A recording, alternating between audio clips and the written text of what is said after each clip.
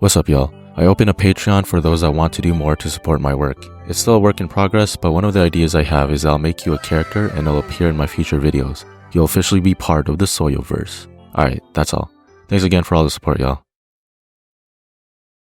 So you're a hopeless romantic. You want to give or receive flowers. You want to send good morning and good night texts, maybe fall asleep on FaceTime.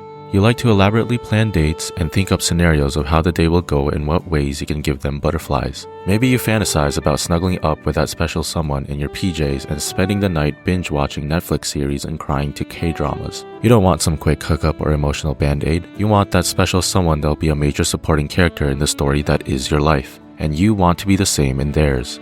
You're tired of the game that is push and pull, cat and mouse. If you like someone, you're locked in. Your intentions are clear, you don't play games. You're so full of love and you just want to give and receive in the same capacity.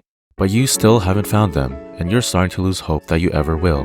Really living up to your title, but in a different way, eh? And honestly, no one can really blame you. If you've been on the internet or social media for even a fraction of a second, you're probably aware of how messed up dating culture is right now. Cheating, toxicity, casual hookups, and situationships have left so many people broken-hearted, and unfortunately, many turn to the very same thing that broke them to try to ease the pain. And so, dating culture is constantly producing more broken victims that will most likely feed back into the cycle. It's amassing an army of broken people that see each other as adversaries, ready to inflict pain on others as they have experienced themselves, or are ready to withdraw when things seem to be going too well with another person. And then, there's you. Sweet, wholesome, full of love, have an ass. Oh, sweet summer child, you're not ready for the world. You're going to be taken advantage of and left just as broken-hearted as the people whose pieces you've tried to pick up. At least, that's what everyone tells you, and there's a truth to it, because your predisposition as a hopeless romantic sets you up to be easily heartbroken. It's like you're playing the game at the highest difficulty with the monitor off and no hands, and on McDonald's Wi-Fi. And if you get hit once, you die. And every time you die, you get smacked in the head as hard as possible in real life. Damn, it's really tough out here, huh? So what are you supposed to do? Lower your standards? Bring yourself down to other people's level? Become celibate? Shave your head bald and enter a monk monastery? Because it seems like you're fighting a losing battle. Or you're playing a game that no one else is playing. It makes you wonder, is it even possible to find love as a hopeless romantic? Let's talk about it. Maybe you've gone on talking phases with people before. Things were going really well. The conversations flowed naturally and you guys seemed to click. You are nothing but sweet and respectful because you genuinely like them. Maybe they even complimented you on how you treat them so well and that you're nothing but a bunch of green flags. You start fantasizing about all the things you would do for them and all the ways you'll make them feel special. You were willing to give the world to them, and they seemed to reciprocate the energy you were giving. And yet, as the weeks go by, the conversations become drier. You guys were talking every day, and now you get a response every couple days. And finally, they hit you with a finishing move. I don't think this is going to work out. I don't think I'm ready to be in a relationship. And you think to yourself, what did I do wrong? Did I come off too strong? Things were going so well between us, and yet, this is where things ended up. All that time, effort, and emotional investment, for what? A text saying, you're a really sweet person, but I don't think I'm ready to give you the time and energy you deserve. Maybe you're level-headed enough to give them the benefit of the doubt. Perhaps it was just a compatibility issue or that they truly weren't ready to be in a relationship. But then you find out that they're talking to someone else, and that's when your thoughts and emotions go rampant. If it was a compatibility issue, then why did they reciprocate my energy? Were they just playing with my feelings? If they weren't ready to be in a relationship, then why did they even give me a chance in the first place? And why are they now talking to someone else? Maybe I am the issue after all. Being a genuinely kind and loving person has gotten me nowhere. So maybe being a lover boy or girl is pointless. When things turn out like this, are you able to see how you can fall prey to modern dating culture? Maybe you've even had thoughts of turning to the dark side because you're just so tired of getting hurt. And to that, I say, hell no. Get your bitch ass up. You're not about to become another victim to this toxic monstrosity that is modern dating. I'm taking you with me, we are leaving, and finding our own tribe of like-minded people. It's completely natural to want to fit in. We are a community-driven species after all. It's biologically programmed into us to seek belonging within a group of people. That is why rejection is terrifying and hurts a lot, because it's an indication that we are unable to be part of the group.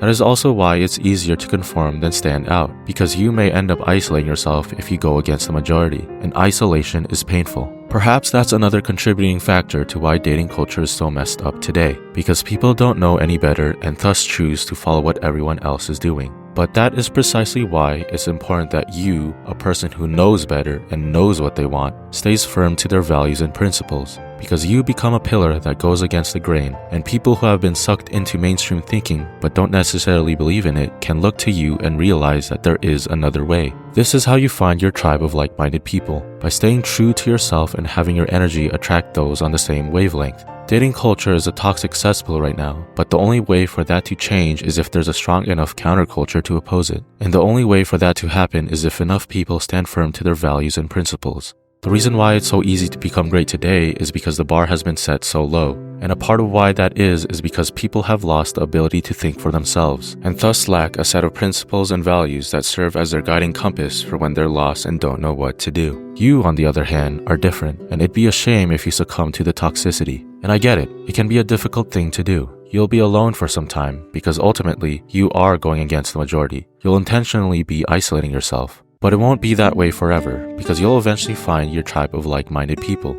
and it'll all be worth it in the end, because then you'll be part of a community in which you can be your truest self with, and they'll accept you for it. And maybe you're thinking, will I really ever find my tribe of like-minded people? And to that, I say, yeah.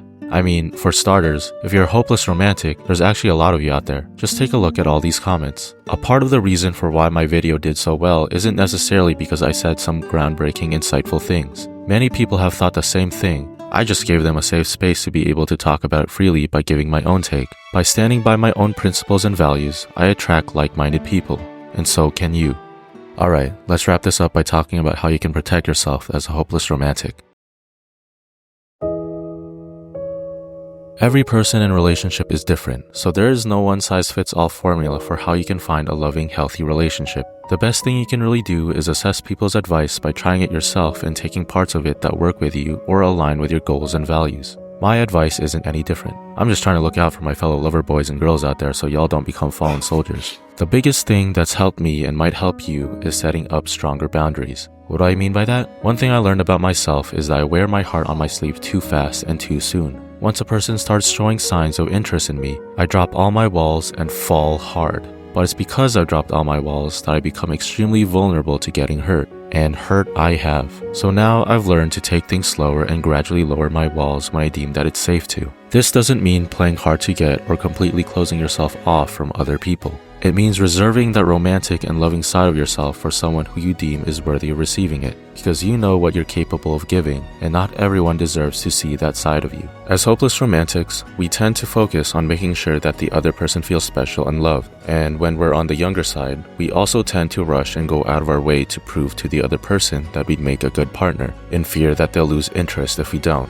And it's not like we're forcing ourselves. Matter of fact, it actually makes us feel good. We're just so full of love and want to give some away. But if you give that love to the wrong person, you'll be taken advantage of and have your feelings trampled on. Which is why you really have to be real with yourself and ask, is this person really deserving of what I have to give? Or am I giving what I have in hopes that they'll one day become the person deserving of it? You can still genuinely be interested in getting to know a person while still reserving that side of you. I mean, isn't that the whole point of a talking phase? To see if there's romantic compatibility? If anything, isn't reserving that side of yourself a good way to assess whether a person is genuinely interested in you or not? Because if someone is genuinely interested in you as a person, and not how you make them feel via your hopeless romantic tendencies, isn't that a good indicator that they are authentically a good person that may be worthy of receiving your affection? I don't know, maybe I'm just yapping. But at the very least, taking things slow and being more deliberate about when you should lower some of your walls is a good way to protect yourself from experiencing intense heartbreak. But ultimately, only you can make that call. So the next time someone says, "You're such a sweet person," it's not you, it's me. You deserve so much better, which is why I don't think things will work out between us. You know what I have to say to that? Damn straight, the fuck? You do deserve better. How are you gonna put in so much effort for someone who isn't going to do the same for you? It's time to get up and find your people, cause you aren't going to find them unless you make your stand. But most importantly, be a genuinely good person. Be authentic in whatever you do, and stand firm to your values and principles, because that's the only way things will change. It all starts with you. Alright, that's it for now. Take care, guys. See you next time.